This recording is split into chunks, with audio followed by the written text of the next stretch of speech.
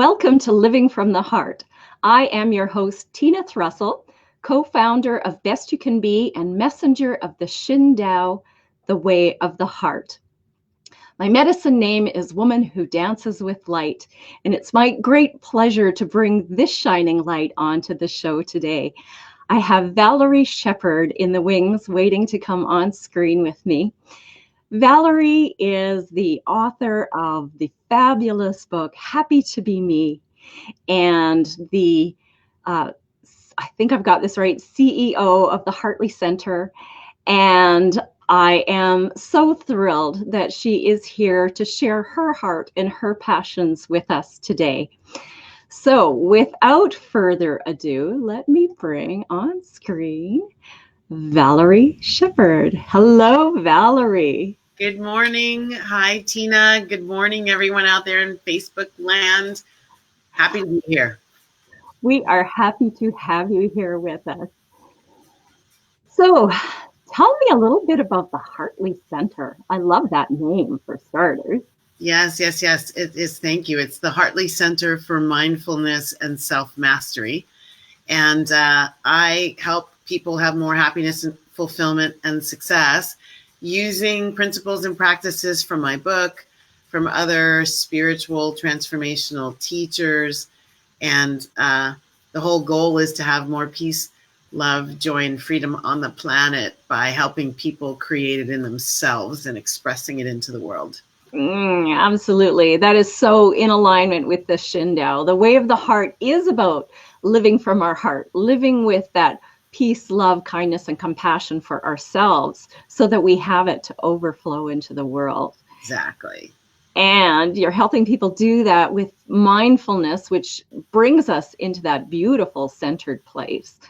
And because really, unless we are centered right here, right now, we miss the opportunities to be fully who we are and to appreciate this moment. Yes, and there's so much in every moment to appreciate, Tina. And one of the reasons why I teach this is because I spent a lot of time in my life missing those moments to appreciate in my life. And actually, as a result of missing, like not being awake to everything that's around me all the time, as a result of not being awake to that and missing it, I would characterize my life as not fulfilling, as struggle and striving, always trying to get to a different place because this place really, I wasn't noticing what was in this place. Yeah. And it created this feeling that I was always on a chase. As soon as I got there, it would move, like the target would move. Where's my happiness? Where's my fulfillment? Where's my success? And I had a lot. I was very successful. And yet there was this feeling of longing. So common, especially people who are in the big corporate world. I've had how many guests on this show now? You're my 27th guest, I think. And honest to goodness, everybody who says, yeah, I was so successful, right? I had all the money, I had the job, the prestige, all of that, and something was missing in my life. I hear that over and over and over. And when they find what's missing, woo, life changes in a big way. Yeah. And a couple of things on that. I listened to a meditation not too long ago from a woman named Sarah Blondin, I think. And the meditation, no, it was Tara Brach. And she did a meditation that she calls It's Not Your Fault.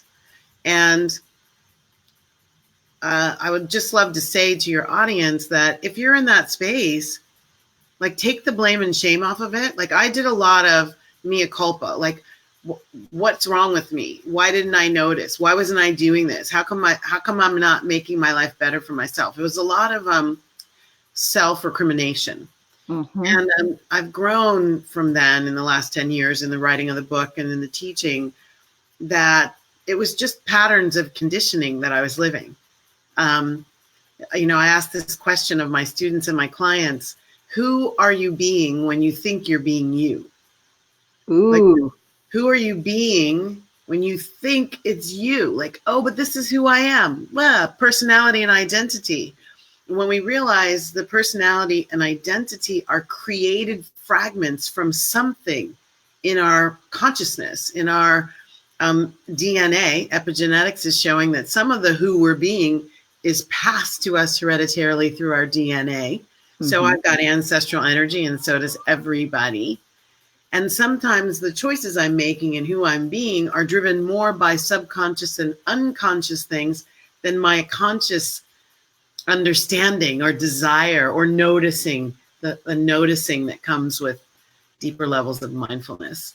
So we can take the blame off of it and still go deeper into this creation of mine is not as fulfilling as I'd like. What more is possible? Where's the potentiality in me that can bring it forth? Even now, no matter how old I am, no matter where I am or what's going on, even now, how do I bring that forth? Oh, that's beautiful. I know I so relate. You and I came from the same background, that same missing everything because I wasn't right here, right now, beating myself up when I became conscious and aware that, oh, we create our reality. And then doing that whole, oh, what's wrong? Why can't I grieve? Blah, blah, blah. And then I discovered self-compassion. Self-compassion, being compassionate with self, saying, wow, I've done the best that I could to this point now. And be gentle with myself. Yeah. You put your hand to your heart. And that's your heart. Yeah. You're saying, Miss Dances with Light, the light that you're bringing around this word compassion. And I love that you brought that in because that was one of the biggest growth places for me. I was very, very hard on myself. And I had this awakening. This was before I wrote the book. This was a real catalyst to go into the book. I was at the Unity headquarters, Unity School of Light. I was at the headquarters in where it is, Missouri. Yes, I've been there. It's so beautiful. Isn't it the home of the Chiefs, Super Bowl champion Kansas City Chiefs? Yeah, I think that's where it was. Anyway, I was there and I had this moment. I was walking because there's no TV and stuff like that there. It's really a chance for inner reflection. And I was walking in the woods and I came around this corner and I came upon this, I call it a buck. I don't know whether it was because I'm now reading that female deers have their antlers all the time. Female deer, male deer have their antlers and then they lose them and blah, blah, blah. I don't know. Anyway, so I think it was a buck. It had antlers and it lifted its head and it looked at me and something popped open in me. And I don't know what was going on there. I don't think that was a deer. That was something else lighting me up. And for the rest of the time I was there for several days, I was crying. And what I was coming into contact with was, I used to say this. I used to actually say this. I have no patience for wounded people. I have no patience for wounded people. Ouch. From my command and control background, my military culture in my family, many men were in the military. Pull yourself up by your bootstraps, get over it, keep going, work through the pain, no gain. Like those were conditioned ideas. But as I got to a place where I said, oh my God, I'm a wounded person and I have no patience for myself. Yeah. And I was able to connect to the lack of self-compassion. And that was an amazing epiphany moment that has shifted my life ever since then. And that I feel like sometimes that word compassion is overlooked and misunderstood. It makes them too mushy. And there is such strength in that level of heart. And I thank you for giving me an opportunity to reconnect to that story. Oh, what a beautiful story. What an amazing moment. I have chills as you're talking about it. Like, wow, you're right. That was just no ordinary buck. That was spirit guided message direct to your heart and your soul. So beautiful. And it's so interesting that you bring up that military background because Carrie Myers has been commenting here about do what you can with what you have from where you are now and how much that rings true. And she comes from a military background as well. So that's I'm sure Mr. Ash quote. Yeah, she is going to be Yeah, she's going to be so relating to your story about. Hi, Carrie. Thank you for being here. Thank you for engaging with us. We are sending you love and light, my friend. Absolutely. Absolutely. So, oh, Unity, I had no idea we had that common background. Yeah, that's exciting. Unity is this global movement to awaken humanity to living in our spiritual greatness, to live in our divine essence. Yes. And I was blessed to be at the Unity Canada conference in Missouri. How ironic is that? Yeah. But every other year, Canada has the conference at Unity Village, so that we have the opportunity to take advantage of that beautiful woods that you were walking through, and the meditation gardens, and the labyrinth. Yes, the labyrinth. I went out and walked the labyrinth late one night under the moonlight, and when I got to the center, I just laid on the pavement. Yes. And just felt the energy, and oh my gosh, so powerful, such strong connection. Beautiful. I'm such a Unity fan. That's been my, and I've been a very spiritual person all my life, and not really knowing what the depth of that could be and how high I could go in that divine essence of me. And at 13, I say in my book, 13 is when my grandmother gave me my first daily word booklet. Oh, wow. 13 years old. And that's the first time I read Norman Vincent Peale, The Power of Positive Thinking. Like that has been a part of the conditioned pattern for me for a very long time, and still was doing it at a surface level, still kind of seeing spirit outside of me instead of as me, as that. Like that is I am, the I amness of that level of connection and embodiment of the teachings and the practices. And so I have been in the Unity and going and writing on the prayer site and calling for prayer support. And it's been magnificent.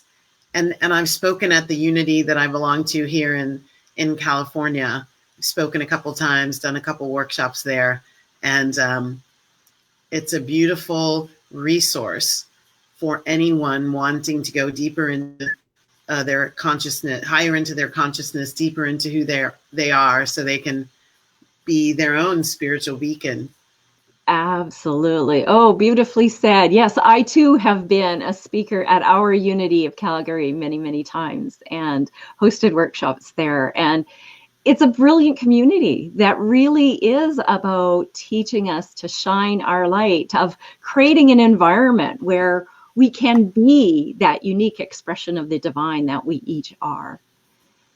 Yes. And I'm delighted to hear that background is there for you, because I have no doubt how much that comes to play with the people that you work with, your clients and your audiences when you're speaking to people. How can they not see that beautiful shining heart light from the divine within you? Yabba dabba do. I say yes, like yes to that.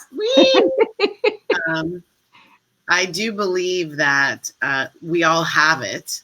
Like I say in my book, my head did a lot of talking. When I worked with I used to do a Korean form of yoga.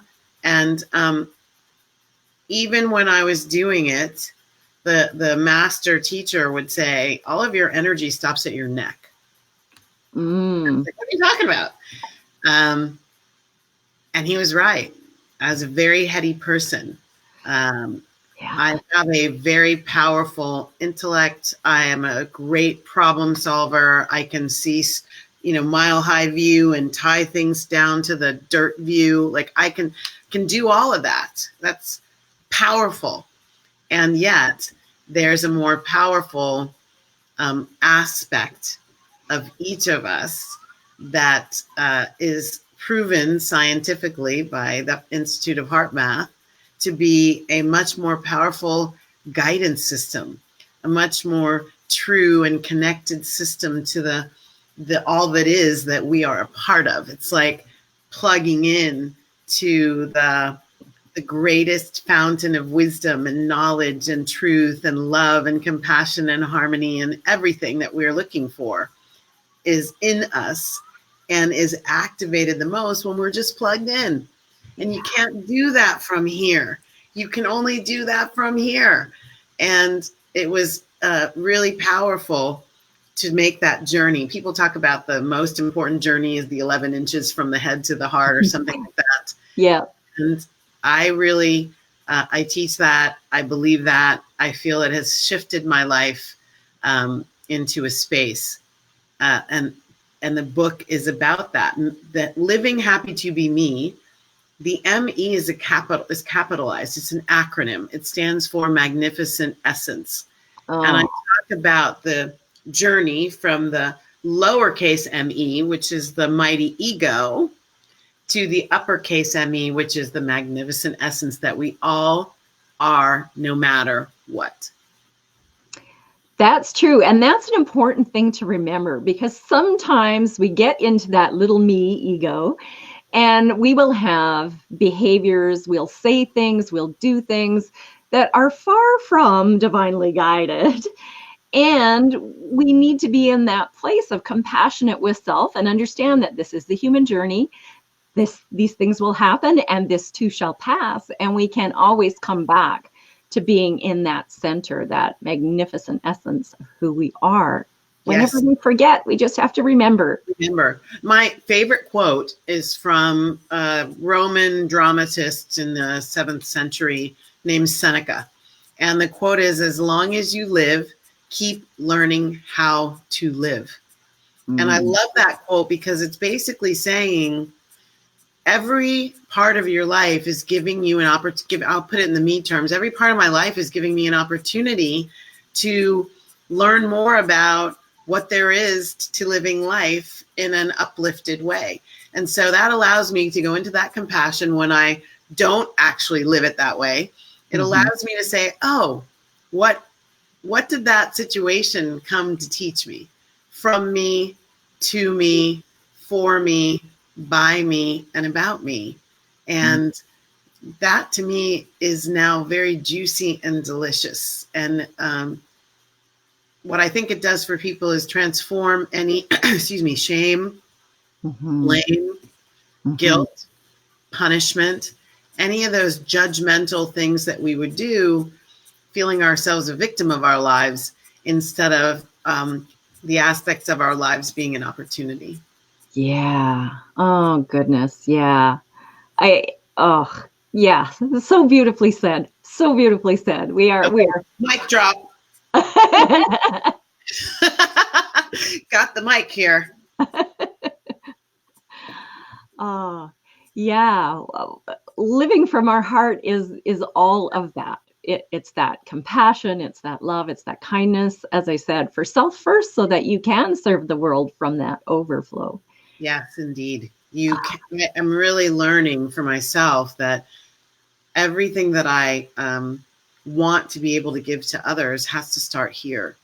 And as I've been more self-loving, as I've been more self-compassionate, as I've been less self-judgmental, I feel myself being that with others.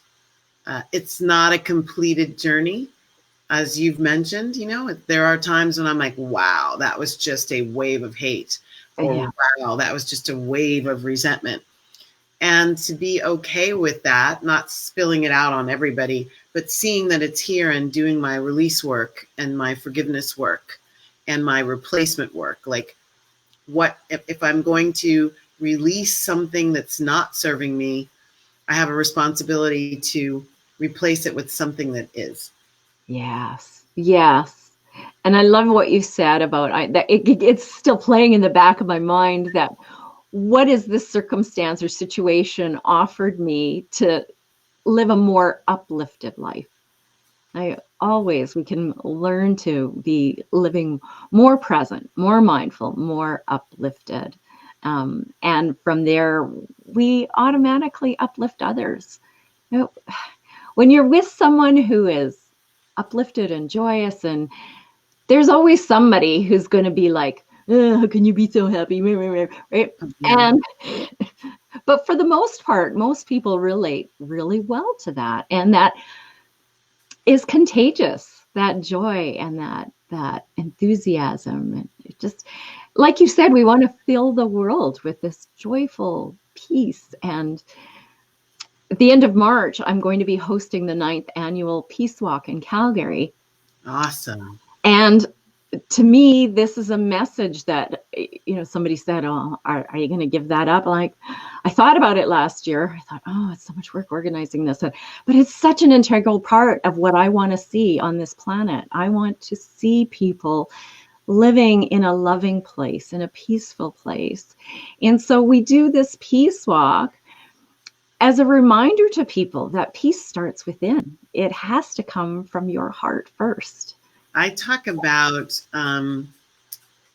one of my greatest visions. One of the things that I want to be a part of contributing is the same thing, peace on the planet. And I say, I don't feel peace. When I hear that word, I don't feel it as a geopolitical concept. It's not about borders, and it's not about disarming. I mean, that's going to happen.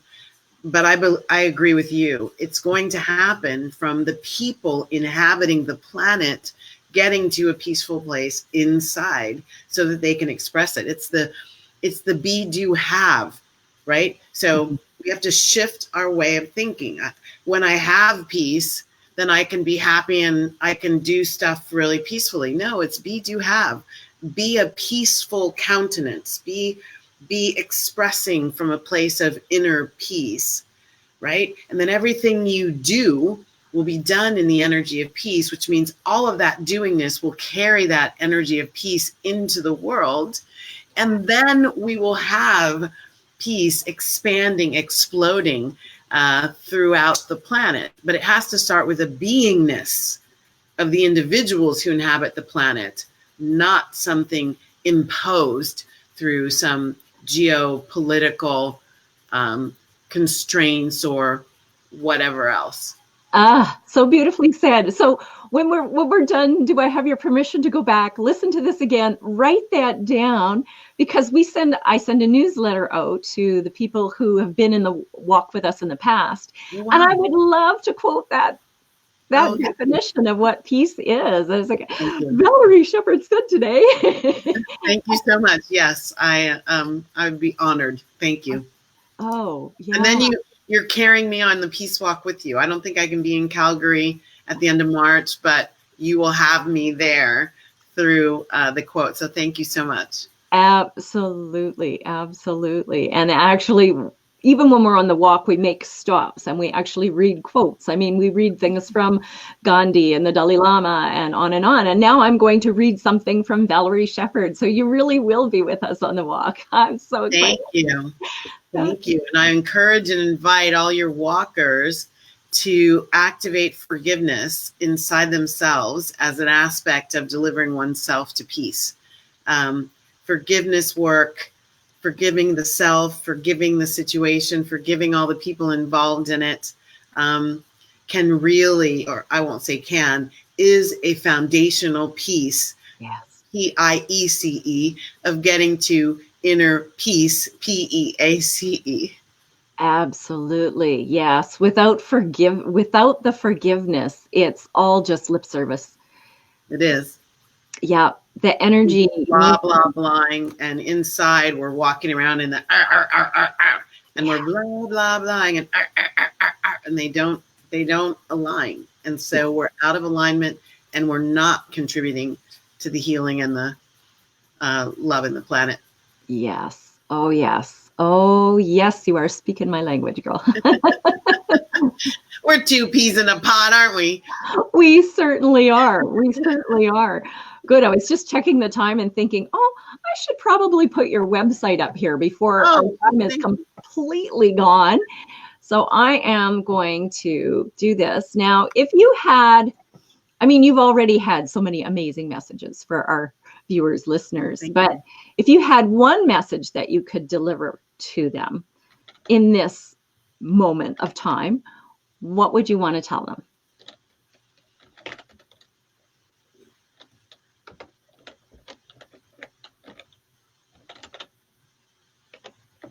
think that what I would want to say, I'm feeling this energy of no matter what's going on in your life, it's really about you. It's really about you. So wherever you're feeling pain or sadness or struggle or hurt or joy or possibility or no possibility, whatever those things are, the faster and the more you can go to an inner inquiry, to an inner curiosity about what is my relationship with this dynamic. Like when I feel like people are withholding from me, they might owe me money, or they haven't returned my message, or they're not offering me something that I really want, I have to first go to, how am I withholding from me? How am I not being that which I want to feel, to experience?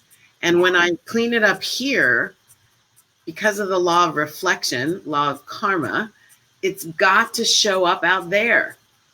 And so when we talk about living our lives fully, it starts with fully understanding the person that we're being. And that question, who am I being when I think I'm being me, can really help you get to that space of, oh my, that's not serving me. Why am I choosing it? How do I change it? What do I want instead? Awesome. Let's go. Yeah. Beautiful. Yes. Everything in our world does begin with us.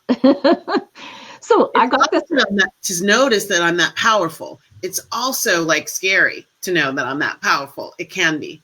So embracing that with love and compassion. And like Seneca says, just keep learning how to be that. Just keep learning how to be that. Just keep learning how to be your highest and best self.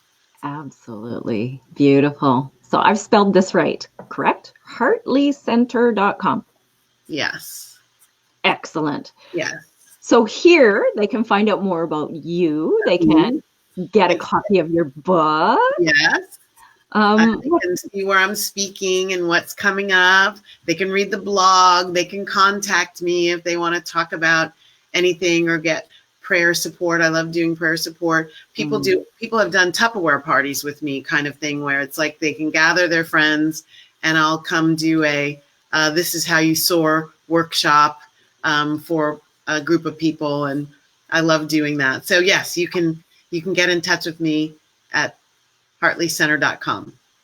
That's beautiful. I love that. I love that. It's the spiritual Tupperware party. Yes, indeed. Hearts together. The divine's never more happy than when two hearts come together. Where two or more are gathered, there I am also. So here we go.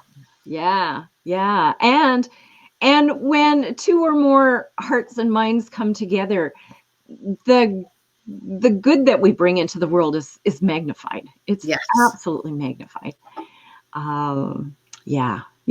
I just, Sharon Karn, who's another EBC member, and I had a phone call yesterday, and like, it's amazing what happens when we come together and we're talking about energetics and what's going on. And suddenly we're getting messages that apply to healers all around the globe. And, wow, this is big. And, you know, that wouldn't have happened, each of us sitting in our own room contemplating this. But when we come together, that energy just grows and magnifies. And so, when you get a group of women gathered in the living room and they're all focusing on soaring and being their magnificent essence, they're just going to be that much bigger and that much brighter just from being together, never mind being together in your beautiful presence.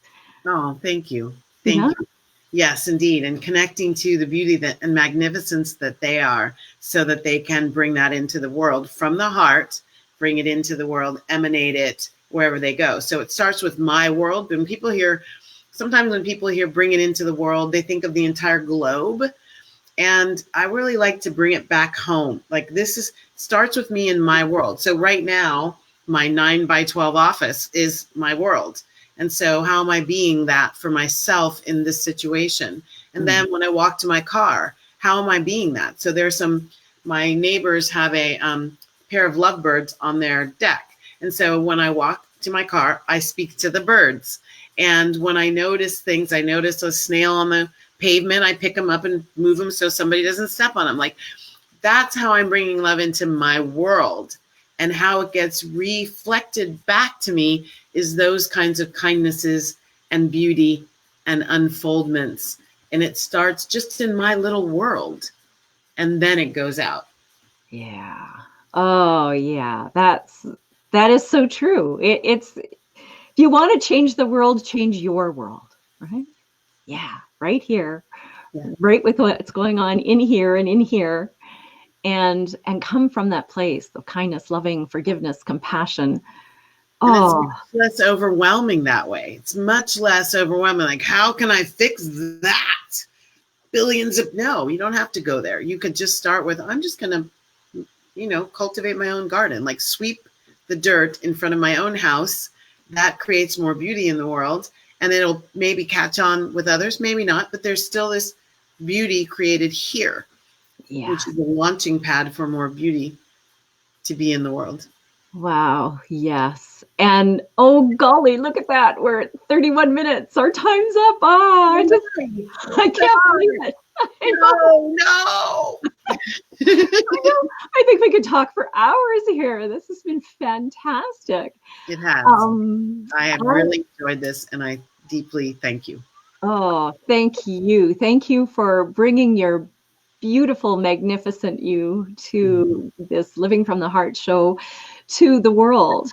I love you. I bless you. I thank you for being here with us today.